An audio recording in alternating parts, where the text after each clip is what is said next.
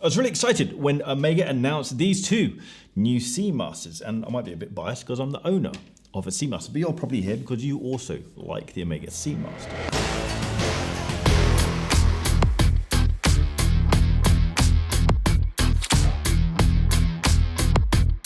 I've got hands on with these two new watches, and like with most iconic watches, whenever there's a new version, it's always just subtle changes, often just a dial change.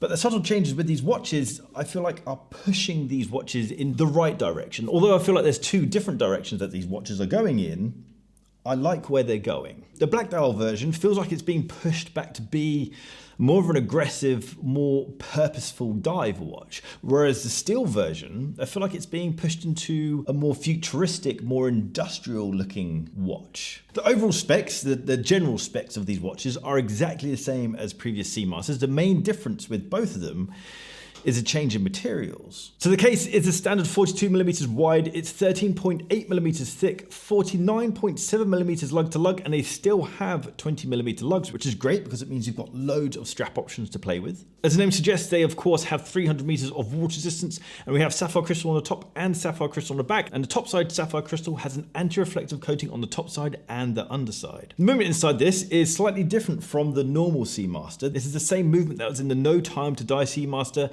It's the caliber 8806. It's exactly the same as normal Seamaster movement, it just doesn't have the date function on it. It's an automatic movement with bi-directional winding, 35 joules, it has a silicon balance spring, coaxial escapement, and it's METAS certified, which means it's massively anti-magnetic and can handle huge temperature changes, shock, and it still maintains its accuracy. And the accuracy of this movement is 0 to plus 5 seconds a day, and it has 55 hours of power reserve. The price, and I want to talk a little bit about the price later on, the price is £6,100 for either the black or the steel version. So what's actually changed with this watch? Well, let's start with the black version. We have obviously a no date format with this watch, but the main thing for me is the dial and the bezel. Rather than being the really glossy zirconium oxide with the heavily laser etched waves in the dial, it's no longer this really glossy dial. It's a lot more matte. And also these waves are no longer busying the dial. I feel like the waves dial, I'm talking about my watch here, actually it's quite subtle on my watch. I think on a black version, the waves are a lot more obvious. On this new version, the waves are really very subtle. And in some light, the dial actually just looks flat. And I like that. For me, that's a massive win. Another win is the bezel. This no longer is a ceramic high gloss bezel. This is a matte aluminium bezel insert with all the numerals, with all the markers being loomed. The watch comes on a few strap options. We've got rubber straps, you've got Omega's own one-piece nylon straps, and then you also have the bracelet. It's not the first time it's been on a Seamaster, but this is a big departure from the standard Seamaster. This is the stainless steel mesh bracelet. And although functionality-wise it's nowhere near as good as the normal dive bracelet that Omega has, from a style design point of view, I much prefer this from the traditional Seamaster bracelet. From a design point of view, carrying on from the style of the bracelet, I really enjoy the style of a no-date watch. The date function on a normal Seamaster, it is subtle down at 6 o'clock, so it doesn't really stand out. It's not an eyesore, but I like the simplicity of a watch when it is just time only. I like it when a watch just focuses on one thing and one thing only. It feels more purposeful that way, but I know, I read the comments, I know loads of people want the date function, so this isn't going to be for everyone. The steel watch is also no date, but the dial is PVD coated brushed steel. The bezel material is also different. It has a grade 5 titanium bezel insert, and rather than being smooth like pretty much all the other bezels, all the markers and numerals are raised on this bezel. The markers aren't loomed, unlike the black version, but to make this a dive watch, it has this little loom dot at 12 o'clock. This watch, as you can see, also has the mesh bracelet, but I feel like the mesh bracelet influences or adds to this watch in a different way from the black version. With the black version, I feel like it's taking it back to the 90s, early 2000s era of the Seamaster. It makes the watch feel more vintage in a good way. I like that. But with the steel version, I feel like it makes the watch feel more industrial. It's interesting how the same thing is influencing each watch in a different way. I do have some negative points about these watches. The grey rubber strap on the steel version works perfectly. I think it looks absolutely fantastic.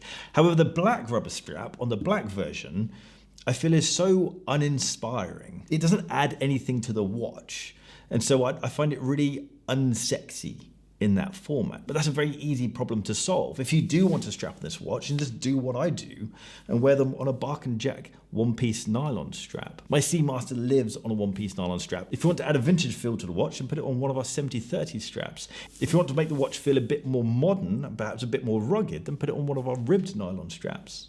You can get these straps over at barkandjack.com. Another criticism is the bracelet and the clasp on the bracelet. I love the look of the bracelet and it feels fantastic, but the clasp is absolutely massive. I don't have huge wrists. My wrists are 16.5 centimeters, but regardless, the clasp actually overhangs on my wrist. And I feel that that's unnecessary. I made the same criticism when I did a video on the No Time to Die watch because it has the same or similar bracelet. My next point isn't really a criticism of this watch. I feel like the price is really quite fair for the amount of watch that you get. I think it's actually a decent deal. £6,100 gets you a huge amount of watch. My challenge is, why is the Aqua Terra £100 more expensive than the Seamaster 300? The Seamaster 300 is significantly more capable. Granted, the movement inside is exactly the same, but the Aqua Terra only has a water resistance of 150 meters. This has a water resistance of 300 meters.